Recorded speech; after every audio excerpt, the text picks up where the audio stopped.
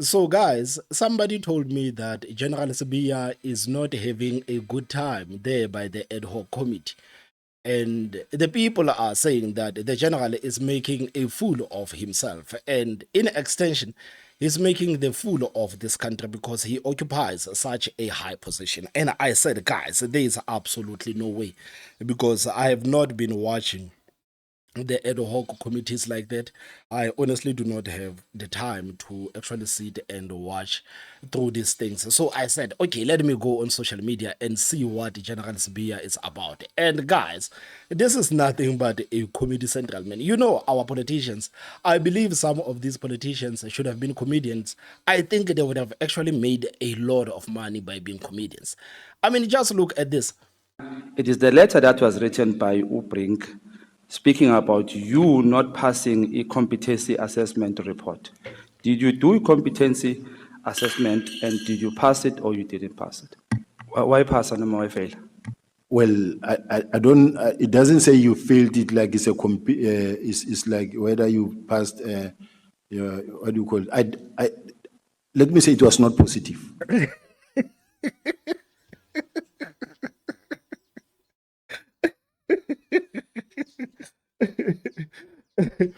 So, what is the point of taking the competency test if it is not going to say that you have passed or you have failed?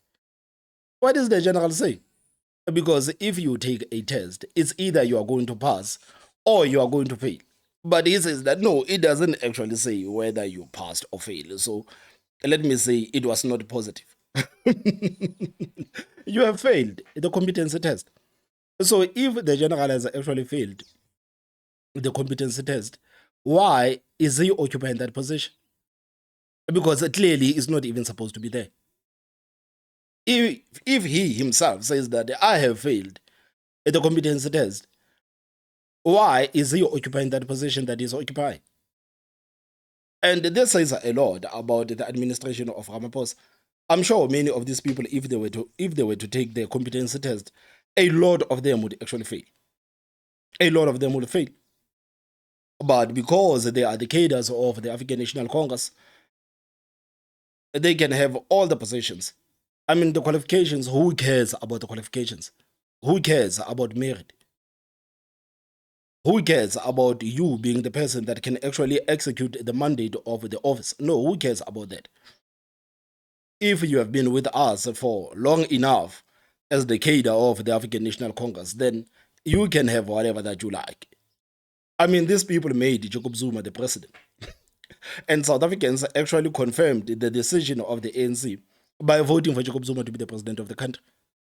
So it was bad enough that a comrade like Jacob Zuma became the president of the ANC. But then South Africans said that, yes, since the ANC trust Jacob Zuma, we're going to trust Jacob Zuma too. And look at the mess that we found ourselves in. It was written by Ubrink speaking about you not passing a competency assessment report. Did you do a competency assessment and did you pass it or you didn't pass it? Why pass and why fail? Well, I don't. It doesn't say you failed it like it's a it's like whether you passed. What do you call it? Let me say it was not positive. Why pass and why fail? Okay, let me say I fail. Okay, let me say I failed it. Let me say I failed it. He does not admit that he has failed it. He says that, okay, let me say I have failed it. So I can still argue that I have passed it, but for the purpose of this conversation, let me say that I have failed it. These are the people that are occupying some of the highest positions in this country. And you just wonder why everything is such a mess in this country. You wonder why. Like, all of these people are the seniors of Mkonas. But when Mkonas speaks, you can hear that this man is intelligent. This man is well spoken. This man is educated. I would actually bet that Mkonas is educated more than all of these people there. But somehow, these people are the bosses of Mkonas. Okay. I mean, like, this is the reason why when you look at our municipalities, our municipalities, they can actually have the people that are capable of doing the work. But the comrades are the ones that are going to hinder everything because it has, like, they have to find a way to benefit somehow. So they always hinder everything. So it doesn't matter how many competent people that you have, but if you have a boss that is totally incompetent, a comrade that is corrupt, nothing is going to move. You see now, you have people like Mkonazi, but then on top you have like Sibiya. Then how is everything going to move? Nothing is going to move. Absolutely nothing. Okay. Where are the 21 dockets, 121 dockets? Where are they? Now, yes. They are. I'm asking from the custodian now. They are I take it that they will be with the political killing task team project manager. Why were they taken? Yes. They were taken, brought by them to be taken to where they needed to be taken to, which is the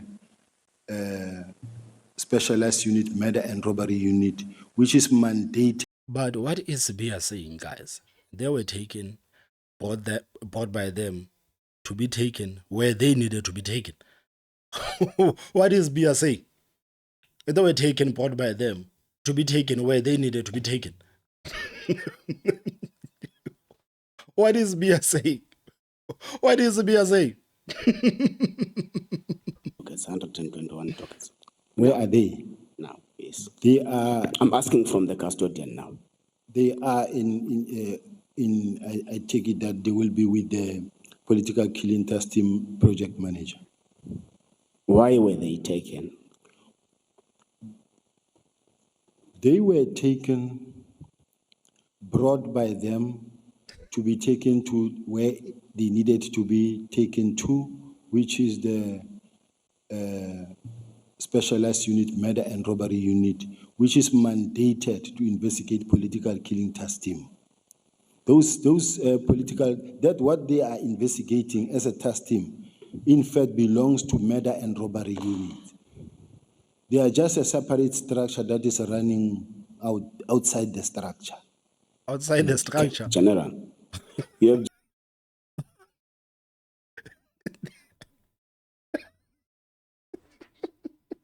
They are what? They are what? And robbery unit. They are just a separate structure that is running outside the structure. Okay, General, you have just confirmed with us now that the political killings task team is up and running. If that's the case, why were 121 dockets taken from the political killings task team that is up and running? Chair, a decision was taken to disband immediately. And the political killing task team project manager did say that this political killing task team have achieved the purpose for which it was intended for, to stabilize and to fight the killings of the politicians and your traditional leaders and others. Now, when you look at the map, I wish we could display the map. If it's doable, Chair, that what was presented in the to be able to see how they've stabilized. I don't know, Chair, evidence leader, that is it possible to put that document that shows how they have stabilized, all of them green, and then that in fact it shows 1-1, and they said only eThekwini district is the one that is problematic, but the rest, there are no political killing task team anymore. So as a result, it can be used as a benchmark, and that it will be now done in a phase-out approach. It will be taken to murder and robbery unit. This is now General Kumar saying it will be taken to murder and robbery unit. I mean, if this is the reason why the political killing task team was actually disbanded, like it does not make any sense at all. Because now you have a team that has gathered the information, they have the intel, they have the dockets. And the only thing that is left of this team is to actually execute what's in these dockets, to go after these people that are in these dockets. And Senzo Mkunu says that no, let's disband this political killing task team because they have actually achieved to do what they want to do.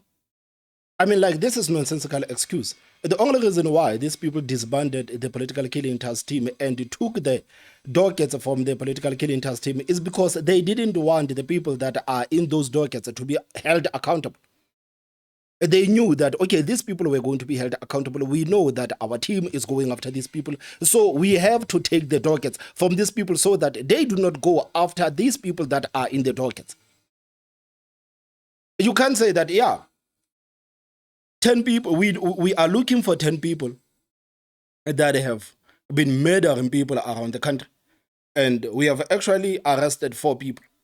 And since we have arrested 4 people, we're going to stop looking for these 6 people because we have already arrested 4 people. It means that we have made a great progress. Let's forget about these 6 people. This is what they are insinuating. Let's forget about these 121 dockets and the people that are in these 121 dockets because this team has already done enough. Just look, man, we have 6 areas and the 5 areas are already cleaned of the political killings. So let's not focus on this one. No, like, why are we even focusing on one when we have already destroyed 5? Does it make any sense? It does not make any sense. Honestly, it does not make any sense. And for General Sibiya to be there and to blatantly admit this. What do you mean? What do you mean?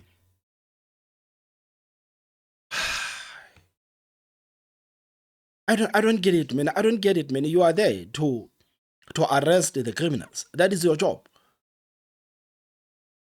You have evidence that these criminals have actually committed crimes. And you are supposed to go after these people. You are supposed to go after these people. But you are not. Yeah, we have arrested these people. Why are you guys paying? Why are you even guys paying attention, man? Like, why are you even paying attention to this? Because we have already dealt with this matter. Why are you paying attention to it? I just do not get it, man. I just do not get it, man. Like, these people deserve to be prosecuted. I saw it. They deserve to be prosecuted. And just listen to this stunning admission by General Sibiya. Unbelievable, man. So the dockets were kept in your office, not physically where you work, but in your office. So they were under your office. Yes, sir, Chair. Why were the dockets in the office of Sibiya when the political killing task team needed those dockets to continue their work? Why were the dockets in the office of Sibiya? What were those dockets doing in that office when you have a team that needs those dockets so that they can continue with their mandate? So the dockets were kept in your office, not physically where you work, but in your office. So they were under your office. Yes, sir, Chair. Okay.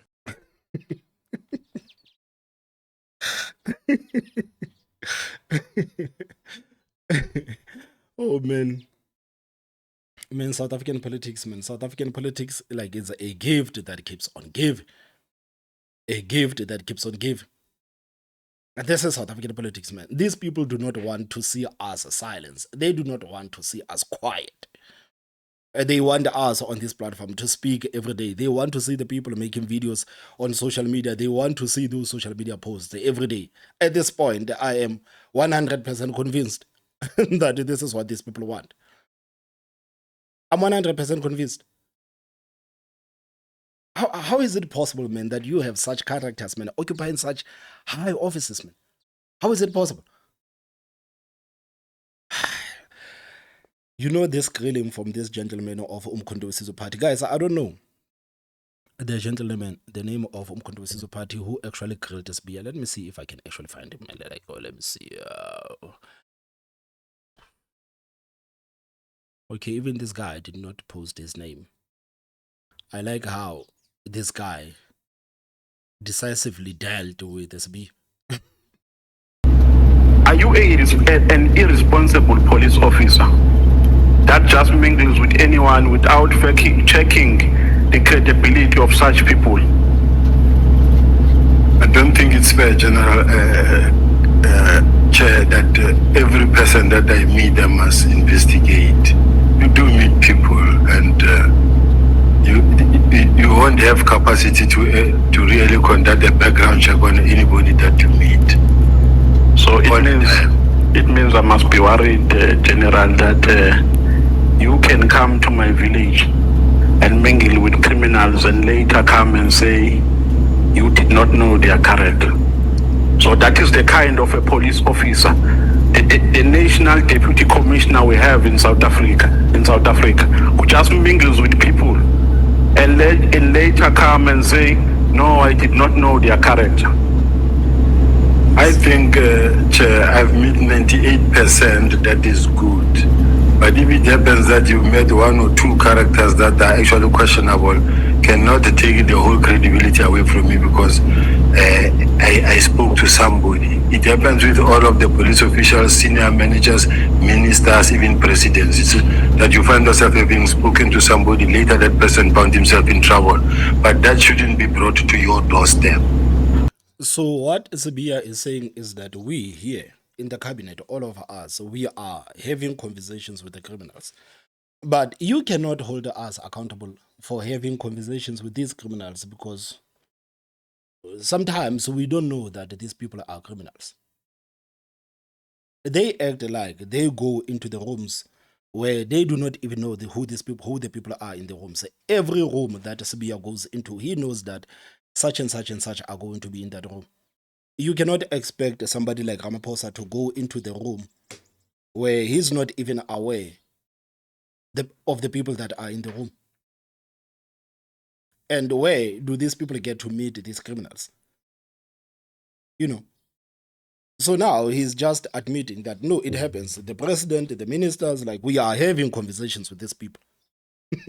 But don't try to hold us accountable for that. Don't try. Because just like the president, we are also shocked when we see some of these people that we have communicated with before being involved in some scandals. We are shocked, just like the rest of the country. No, but the fact of the matter is that you are a police officer and not just an ordinary police officer. You are a general. You are the national deputy commissioner. For you to have a relationship with people who have questionable characters can never be justified. It is not correct to say I have a relationship with them as if they were my friends. They were not my friends to an extent that it can be called a relationship with criminals. It's not correct. But General, when we asked you about the relationship with Brown Mokgotsi, I think the question was asked by Honorable Ngola. You said he was asking if you are still speaking, if you are speaking with Brown Mokgotsi. You said you are speaking with him. And he further asked if you are speaking on police issues. You said no, we are speaking on general issues. What do you mean by general? If you remember very well, Chair, I said that my relationship or how I got to speak to Brown, he gave me information, valuable information that according to me was valuable to me. No, but you are contradicting yourself. Remember, you said the information that he gave to you was already in your possession. Yes. So how can something that you know be valuable when it comes for the second time? I know that I'm Sibonelo Nomvalo. If you come and tell me that it's something that I know, it can't be valuable. No matter how much you stretch it, the bottom line is, I say I met Brown and he gave me information that I needed. Although it was confirming something that I knew, And I see nothing wrong in that regard. But how can something that you already knew be valuable?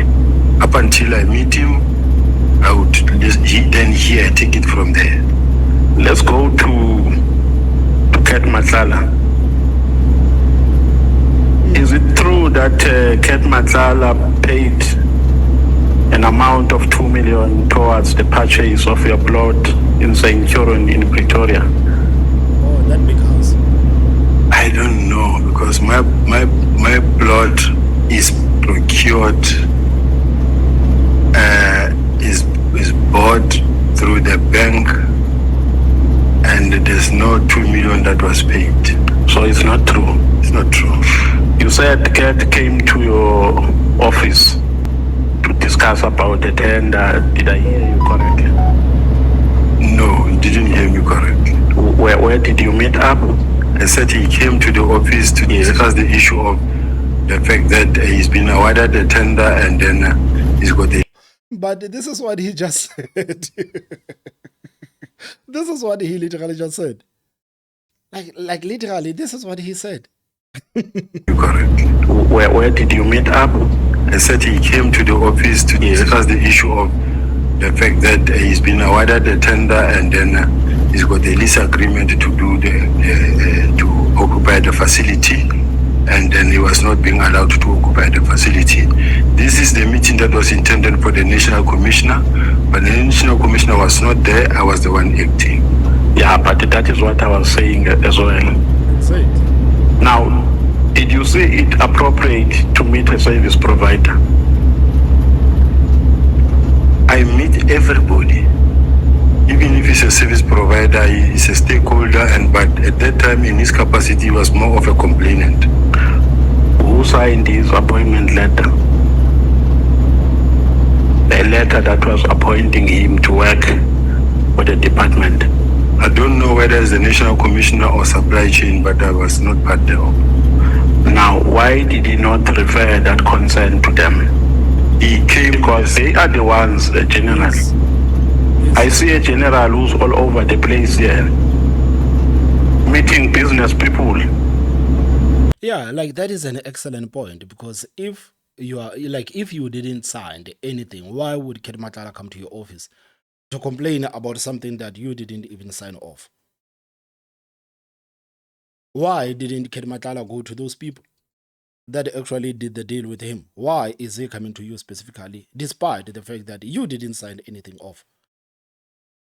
That is an excellent point, man. The place here, meeting business people. They are the ones who appointed him to work for the department, not you. They are the ones who signed the appointment letter. How does it get to you to speak about a tender? I don't think it's correct to say to speak about the tender. Let me just do like this. Honorable Nombalo, let's go easy on the general. What do you mean, let's go easy on the general? Because the general did say that Cat Matlala came into his office to discuss the tender. So the member of parliament from the MK party is saying that, generally, you didn't sign off on anything. Why would Cat Matlala come to you to complain about something that you are not even involved in? Why would Cat Matlala come to you and discuss this tender, because you are nowhere in this tender? So now you see the chair of the committee, of course, from the ANC. He's protecting this man that is supposed to be answering this question. Why are you meeting with this guy to discuss this tender, whereas you were not even involved in this tender? So now this guy is just protecting him like, no, let's go easy on the general. Like these people are going easy on destroying this country or stealing the resources of this country. Yeah, let's go easy on the politicians. No, we cannot be hard on our dear politicians. What is this, man? What is this? What is this? I'm supposed to be having fun with this video. Now I'm bored and I'm angry. I thought I was going to have fun with this one, but now I'm angry. What is this? When I say easy, I don't mean you must not be robust. you can be robust in any way. But I plead that we give the general a breathing space. Just listen to that, man. Actually, like, just listen to that, man. Oh my goodness. Just listen to that. Let's give the general some breathing space. These criminals are not giving South Africans a space to breathe. The criminals are not giving South Africans a space to breathe.